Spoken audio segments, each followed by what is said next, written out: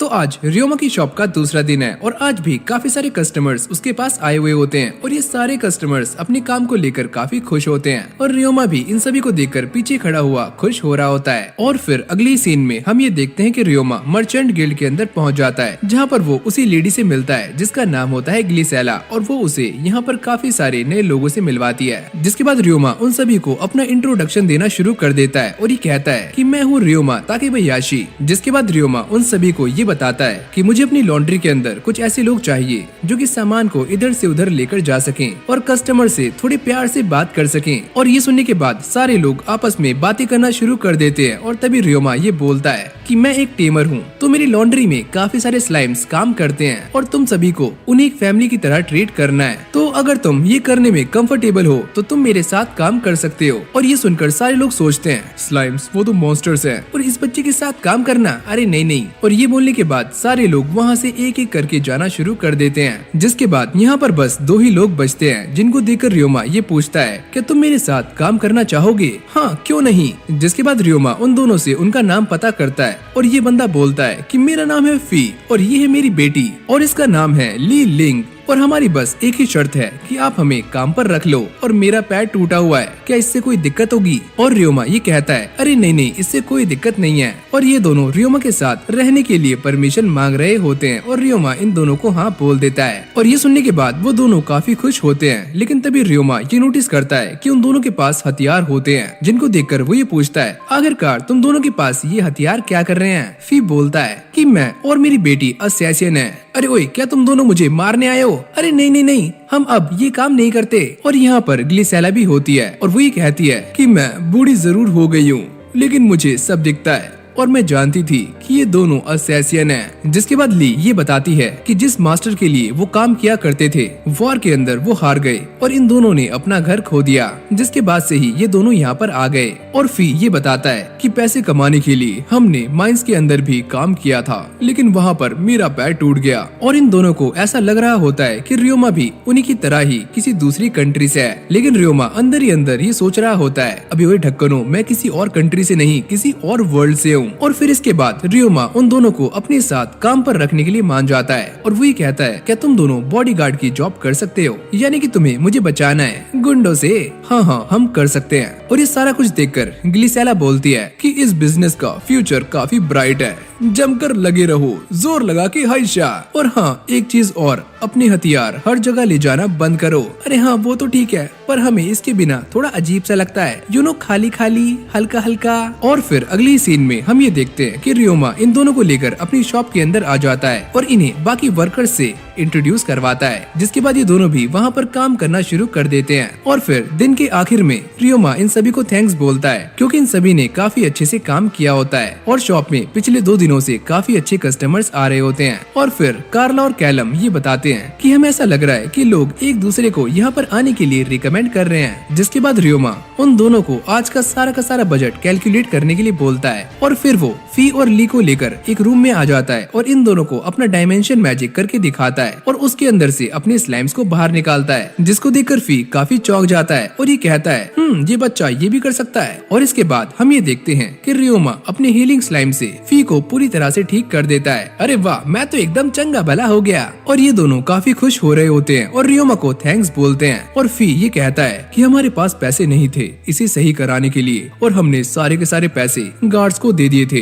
तुम्हारा शुक्रिया कि तुमने हमारी मदद की। जिसके बाद रियोमा इन दोनों को उनके रूम्स दिखाता है और ये देखकर वो दोनों काफी खुश होते हैं। और इसके बाद हम ये देखते हैं कि कैलम और कार्ला रियोमा को आज की सारी सेल्स के बारे में बता रहे होते हैं और ये कहते हैं कि आज हमने काफी अच्छे से काम किया और सेल्स पहले से ज्यादा बढ़ चुकी हैं। और ये दोनों उसे एक दूसरे टाउन में अपनी ब्रांच खोलने का आइडिया दे रहे होते हैं, पर रियोमा सोचता है कि ये कुछ ज्यादा ही जल्दी हो जाएगा, इसके बारे में बाद में सोचेंगे। और ये दोनों उसे बार बार फोर्स करना शुरू कर देते हैं कि इन चीजों के लिए टाइम की जरूरत नहीं है, तुम बस एक बंदा हायर कर लो जो कि वहाँ का सारा बजट संभाल लेगा। अरे हाँ ठीक है, मैं इसके बारे में सोचूंगा। और इसके बाद हम ये देखते हैं कि रियोमा एलियारा से मिलता है, जो कि आज आज भी प्रैक्टिस करने के लिए जा रही होती है और वो ये कहती है, मुझे माफ करना कि मैं तुम्हारी बिजनेस के अंदर हेल्प नहीं कर पा रही हूँ। रियोमा कहता है, अरे नहीं कोई बात नहीं। और फिर अगले दिन हम ये देखते हैं कि रियोमा की शॉप पर काफी सारे कस्टमर्स आए हुए होते हैं और उसके सारे के सारे वर्कर्स बड़े अच्छे से काम कर रहे होते हैं और सभी को अच्छे से हैंडल कर रहे होते हैं। और यहाँ पर रियोमा उन सभी के लिए पिज्जा बना रहा होता है और उन सभी को एक स्पेशल सरप्राइज देता है। जिसके बाद रियोमा के दोस्त भी यहाँ पर आ जाते हैं और वो सारे भी अपने कपड़े साफ करवा रहे होते हैं। अरे वाह, कितना मजा आ रहा है। और इसके बाद हम ये देखते हैं कि इन सभी का अगला दिन भी काफी अच्छा जाता है। जिसके बाद रियोमा कार्ला से ये पूछता है कि आज की सेल कैसी रही।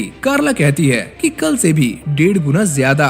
जिसको देखकर फी और ली ये बोलते हैं कि हमें ऐसा लगता है कि तुम्हारा बिजनेस और भी आगे जाने वाला है। और ये सुनने के बाद रियोमा कहता है कि मुझे ऐसा लगता है कि मुझे और भी ज्यादा एम्प्लॉयज को हायर कर लेना चाहिए और मैं सोच रहा हूँ एक कुक भी रख लूँ जो थोड़ा बहुत खाना वाना भी बना देगा। और फिर अगली सीन में हम ये देखते हैं कि रियोमा दोबारा से ग्लिसेला के पास जाता है और ग्लिसेला उससे पूछती है कि आखिरकार तुम्हें कितने एम्प्लॉयज चाहिए। रियोमा कहता है कि 3 और एक कुक भी। और ये सुनने के बाद ग्लिसेला कहती है, तुम्हें कुक भी चाहिए क्या? चलो मैं तुम्हारे लिए ढूंढ दूंगी। और इससे पहले रियोमा उससे कुछ कहता, ग्लिसेला बोलती है कि हाँ मैं ये बात जानती हूँ कि इस बार मैं उन्हीं लोगों को बुलाने वाली हूँ जो कि तुम्हारे स्लाइम्स के साथ काम कर सकें, तो तुम टेंशन मत लो। और फिर अगले ही दिन ग्लिसेला उसे 3 और नए एम्प्लॉय से मिलवाती है और ये तीनों ही लड़कियां होती हैं जिनका नाम होता है फीना, मारिया और जेन। और ग्लिसेला ये बताती है कि ये तीनों ही एक ही टाउन से यहाँ पर आई हैं, वो भी काम की तलाश में। और यहाँ पर वो उसे एक और लड़की से मिलवाती है जिसका नाम होता है सैल्मा। और वो ये कहती है कि मैं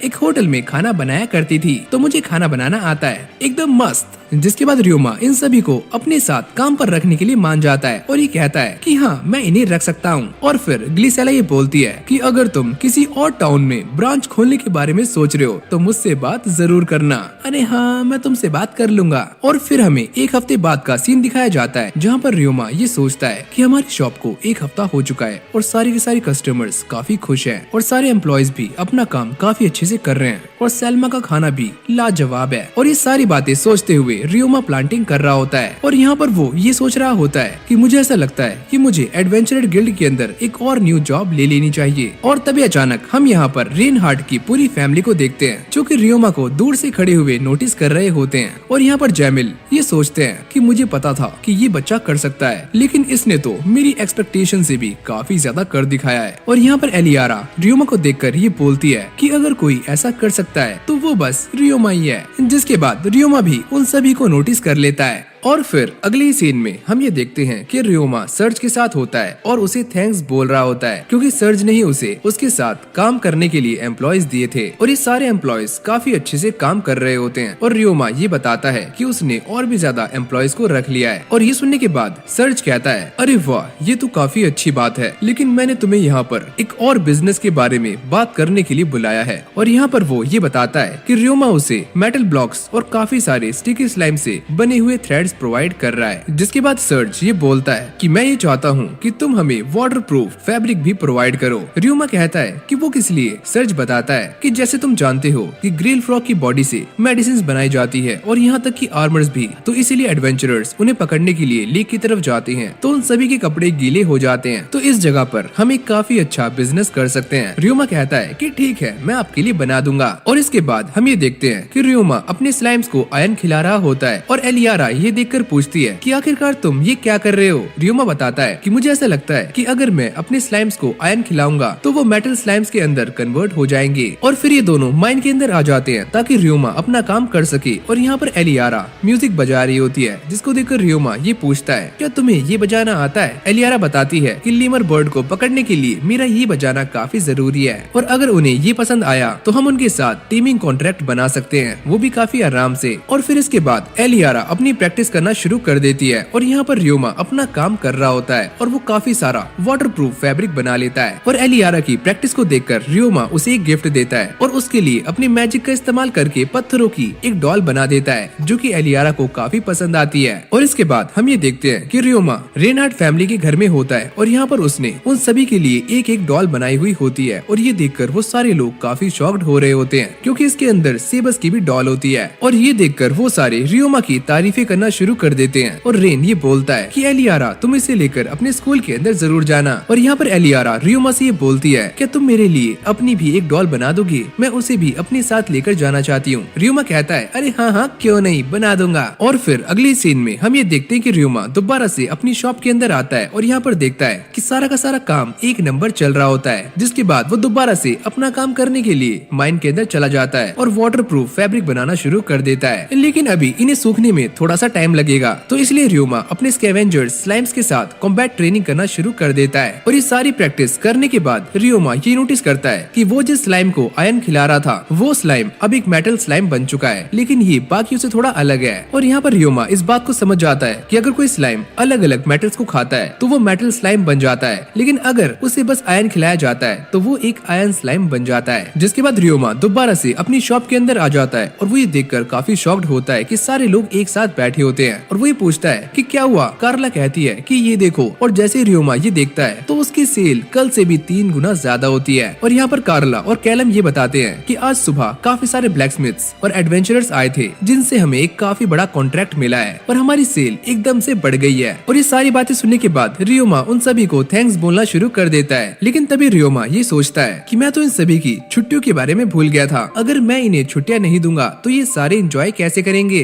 और ये देखकर फी ये बोलता है अरे क्या हुआ मालिक, आपके चेहरे का तो रंग उड़ गया है। रियोमा कहता है कि मैं आप सभी की छुट्टियों के बारे में सोच रहा हूँ। जीन कहती है अरे क्या हम सभी को छुट्टियां भी मिलने वाली हैं। और ये सुनने के बाद वो सारे लोग काफी इमोशनल हो जाते हैं। और फीना ये कहती है कि अगर हम किसी और जगह पर काम कर रहे होते तो हमें ज्यादा काम के बदले पैसे भी कम मिलते और छुट्टियां वो तो ना के बराबर होती। और इन सभी की बातों के बीच में यहाँ पर सैल्मा आ जाती है और ये कहती है कि चलो खाना तैयार है। और इसके बाद हम ये देखते हैं कि रियोमा दोबारा से एडवेंचरर गिल्ड के अंदर आ जाता है और यहाँ पर जो लड़की खड़ी होती है वो रियोमा को ये बताती है कि दूसरे टाउन के एडवेंचरर्स को एक काफी यूनिक स्लाइम मिली है। और ये सुनने के बाद रियोमा काफी खुश हो जाता है और वो ये कहता है कि मुझे वो लोग कहाँ मिलेंगे। और ये लड़की उसे सारा कुछ बता देती है। और फिर अगले सीन में रियोमा उसी जगह पर पहुँच जाता है जहाँ पर ये एडवेंचरर्स बैठे होते हैं। और रियोमा उनके पास जाकर ये पूछता है हाँ भाई दोस्तों वो स्लाइम कहाँ पर है, मुझे वो चाहिए। लेकिन वो लोग इसे देखकर ये पूछते हैं अबे ओए तू है कौन। रियोमा कहता है कि मेरा नाम है रियोमा ताकेबायाशी और मैं एक टेमर हूँ और साथ में एक एडवेंचरर भी,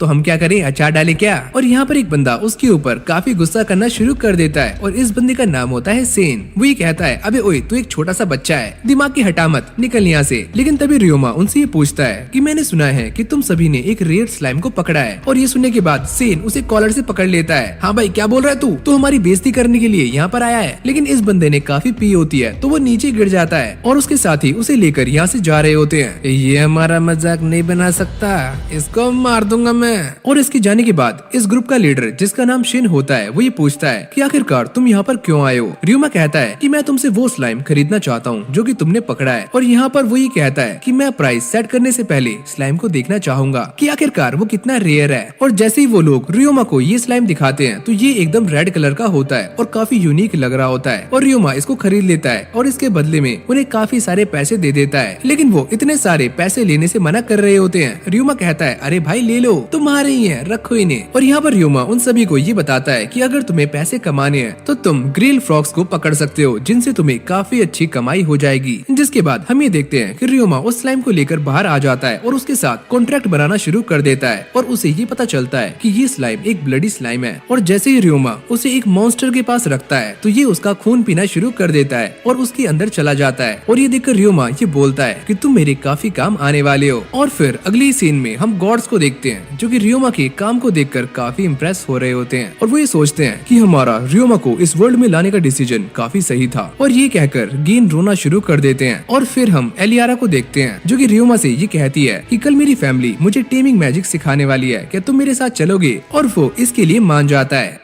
और फिर एलियारा रियोमा के साथ अपने टेमिंग मैजिक की प्रैक्टिस करने के लिए बाहर आ जाती है। और यहाँ पर एलाइस उनसे पूछती है क्या तुम दोनों में से कोई जानता है कि टेमिंग मैजिक का नेचर क्या होता है। तभी एलियारा ये बताती है कि टेमिंग मैजिक से हम किसी भी मॉन्स्टर के साथ कॉन्ट्रैक्ट बना सकते हैं ताकि वो हमारी हेल्प करे। और ये करने के बाद एक टेमर और मॉन्स्टर आपस में बात भी कर सकते हैं। और यहाँ पर एलाइस उन दोनों को एक और न्यू मैजिक सिखाने के बारे में बोल रही होती है जिसका नाम है शेयर सेंसेशन। और तभी जैमिल ये बोलते हैं कि इस मैजिक का इस्तेमाल करने के लिए तुम्हें अपने मॉन्स्टर के काफी करीब रहना होगा और काफी प्रैक्टिस भी करनी होगी। और आज इन दोनों को मॉन्स्टर्स के साथ नहीं बल्कि इन दोनों बर्ड्स के साथ प्रैक्टिस करनी है। और तभी ये दोनों उन बर्ड्स के साथ अपना कॉन्ट्रैक्ट बना लेते हैं और एलाइस ये बोलती है कि अब टाइम आ चुका है अपने शेयर सेंसेशन मैजिक का इस्तेमाल करने का। जिसके बाद ये दोनों ही उन बर्ड्स के ऊपर फोकस करना शुरू कर देते हैं। और यहाँ पर रियोमा बड़ी जल्दी ही इस मैजिक को सीख जाता है और वो इस बर्ड की आंखों से सब कुछ देख रहा होता है। और ये देखकर जैमिल ये बोलते हैं कि ये मैजिक तो काफी मुश्किल है पर इसने ये काफी आराम से सीख लिया, शाबाश। और यहाँ पर रियोमा अपनी आंखों को बंद करके इस मैजिक के ऊपर फोकस कर रहा होता है पर एलियारा को ये मैजिक करने में थोड़ी दिक्कतें आ रही होती हैं। जिसके बाद इनकी मेड इनके लिए चाय बनाकर लाती है और ये सारे चाय की चुस्की लेते हुए बातें कर रहे होते हैं और साथ में इन दोनों की तारीफें भी करते हैं। और एलियारा ये बोलती है कि मैं इसे और अच्छे से करने का ट्राई करूंगी। रियोमा ये सोचता है कि जब मैंने पहली बार वर्चुअल रियलिटी गेम ट्राई किया था तो मुझे काफी दिक्कतें आई थी तो इसलिए ये भी इसे कर लेगी। जिसके बाद रेन उसे ये बताता है कि तुम इस बर्ड को आराम से इसीलिए टेम कर पाए क्योंकि तुम्हारे पास इस बर्ड का एप्टीट्यूड है। जिसके बाद रियोमा उन सभी से ये पूछता है कि आपके पास कौन कौन से एप्टीट्यूड हैं। और ये सुनने के बाद जैमिल बताते हैं कि मैं ज्यादातर मॉन्स्टर्स को हैंडल नहीं कर सकता लेकिन मेरे जो मॉन्स्टर्स होते हैं वो काफी स्ट्रॉन्ग होते हैं। और फिर रेन ये बोलता है कि मैं किसी भी 4 पैरों वाले जानवर को आराम से टेम कर सकता हूँ। लेकिन तभी अचानक रियोमा किसी चीज को देखकर थोड़ा शॉक्ड हो जाता है और ये एक फेनरिर होता है जो कि एलाइस के पास आ जाता है। और एलाइस ये बताती है कि मैं इसे टेम कर सकती हूँ।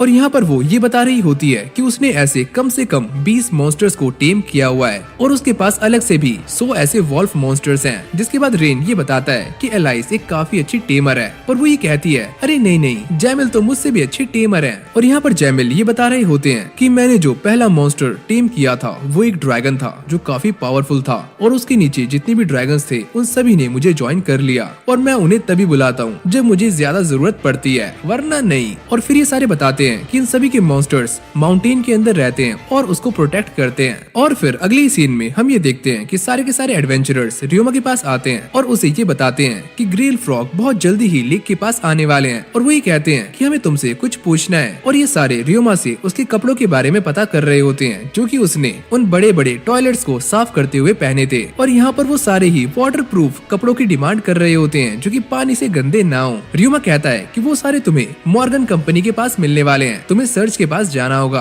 और फिर इसके बाद हम रिनहार्ट फैमिली को देखते हैं जो कि रियोमा को ये बता रही होती है कि वो परसों जा रहे हैं लीमर बर्ड को पकड़ने के लिए। और ये सुनने के बाद रियोमा अपने रूम में आ जाता है और यहाँ पर वो गिटार प्रैक्टिस करना शुरू कर देता है। लगावे तू लिपस्टिक ताकि वो लीमर बर्ड को आराम से टेम कर सके। और प्रैक्टिस करते करते वो अपने मन में ही सोच रहा होता है कि अब टाइम आ चुका है कि जब मुझे एलियारा और जैमिल फैमिली को बाय बोलना होगा। और अब वो दिन आ जाता है जब जैमिल फैमिली लेक के पास जा रही होती है और यहाँ पर उन्हें उन्हीं एडवेंचरर्स का ग्रुप मिल जाता है जिससे रियोमा ने उस रेड स्लाइम को खरीदा था। और फिर रियोमा उन सभी से बात करने के लिए रुक जाता है और बाकी अपने साथियों को आगे चलने के लिए बोलता है। और तभी उसके सामने वही बंदा आ जाता है जिसने उस दिन काफी चढ़ाई हुई थी। और फिर ये सारे एडवेंचरर्स उसे थैंक्स बोलकर यहाँ से चले जाते हैं। और ये सारी बातें खत्म हो जाने के बाद रियोमा काफी तेज भागकर लेक के पास जाता है और वहाँ पर ये नोटिस करता है कि काफी सारी लीमर बर्ड्स हवा में उड़ रही हैं और एडवेंचरर गिल्ड के मेंबर्स ग्रिल फ्रॉग को पकड़ रहे हैं। और तभी वो सारे ये नोटिस करते हैं कि सामने एक बंदा फ्लूट बजाकर लीमर बर्ड को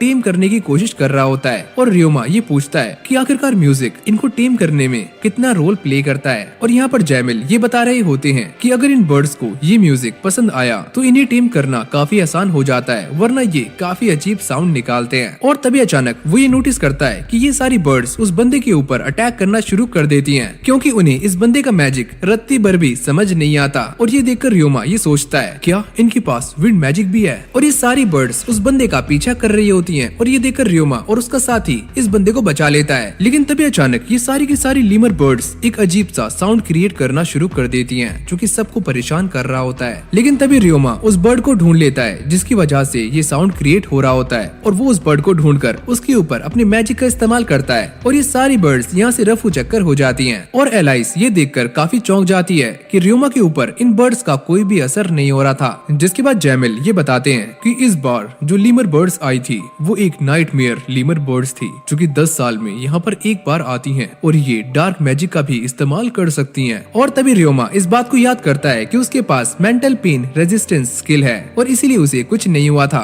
और वो ये देखता है कि इस आवाज से काफी सारे लोग बेहोश हो गए होते हैं और काफी की हालत खराब होती है। और तभी रियोमा ये बोलता है कि चलो उन सभी का घोंसला ढूंढते हैं, पर ह्यूगस ये बोलता है कि ये करना आसान नहीं है क्योंकि वो उड़कर काफी दूर चली जाती हैं। और अब उन सभी को इस बात की टेंशन हो रही होती है कि लीमर बर्ड्स दोबारा यहाँ पर आएंगी या फिर नहीं। और तभी एलियारा ये बोलती है कि मैं इस बात को अच्छे से जानती हूँ कि वो बर्ड्स यहाँ पर दोबारा से जरूर आएंगी। और फिर हमें रियोमा की शॉप को दिखाया जाता है जहाँ पर सभी लोग अपना काम काफी अच्छे तरीके से कर रहे होते हैं। और अब शाम को शॉप क्लोज करने का टाइम हो जाता है। और फिर अगली सीन में हम ये देखते हैं कि ये सारे लोग अभी भी लीमर बर्ड्स का वेट कर रहे होते हैं। और एलियारा यहाँ पर काफी सैड होती है। वही कहती है मैं ये बात जानती हूँ कि हम दोनों जल्दी अलग होने वाले हैं। और रियोमा अपने मन में ये सोचता है कि अब मैं क्या बोलूँ, और ऐसी सिचुएशन में मुझे समझ नहीं आता कि मुझे क्या बोलना चाहिए। और यहाँ पर रियोमा उससे बात करने की कोशिश करने वाला होता है, लेकिन तभी एलाइस पीछे से आ जाती है और ये कहती है कि ऐसा नहीं है कि तुम दोनों आगे नहीं मिलोगे,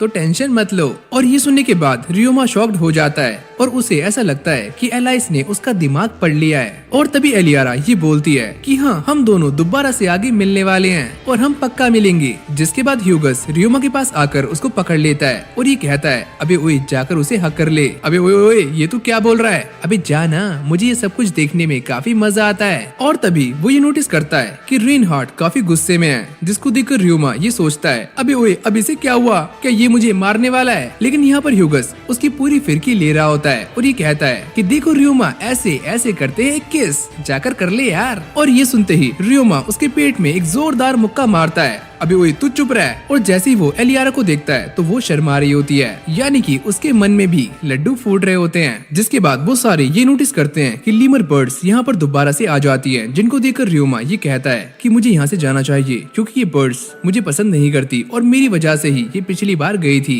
लेकिन एलियारा उसको रोक लेती है और यहाँ पर खड़े होकर अपना वायलिन बजाना शुरू कर देती है। और ये म्यूजिक इन लीमर बर्ड्स को काफी पसंद आ रहा होता है। और जैसे ही वो अपना म्यूजिक रोकती है तो काफी सारी लीमर बर्ड्स एलियारा के पास आकर बैठ जाती है। और तभी रियोमा उससे बोलता है कि जल्दी से इनके साथ टीमिंग कॉन्ट्रैक्ट बना लो। और फिर एलियारा देखते ही देखते इन सारी बर्ड्स के साथ टीमिंग कॉन्ट्रैक्ट बना लेती है। और ये देखकर सारे लोग उसकी तारीफें करना शुरू कर देते हैं। और तभी रियोमा ये कहता है कि अब मेरी बारी है। और ये बोलने के बाद वो अपना गिटार निकाल लेता है। और जैसे ही वो अपना गिटार बजाना शुरू करता है तो उसके पास भी काफी सारी लीमर बर्ड्स आ जाती है, और वो वाली नाइटमेयर लीमर बर्ड भी। और तभी अचानक रियोमा उन सभी के साथ अपना कॉन्ट्रैक्ट बना लेता है, जिसको देखकर ये सारे काफी इम्प्रेस हो जाते हैं। और तभी अचानक वो सारे ये नोटिस करते हैं कि एलियारा को एक काफी यूनिक लीमर बर्ड मिली होती है जो कि लाइट मैजिक का यूज करती है। जिसको देखकर जैमिल ये बोलते हैं अरे वाह, नाइटमेयर बर्ड और फैंटम बर्ड एक साथ, ये तो काफी रेयर है। और फिर अगली सीन में हम ये देखते हैं कि ये सारे आराम से पार्टी कर रहे होते हैं क्योंकि इन सभी का काम खत्म हो चुका है और ये सारे कल वापस जाने वाले हैं। और यहाँ पर रियोमा एलियारा को लेकर खोपची में आ जाता है, यानी कि अलग से एक रूम में।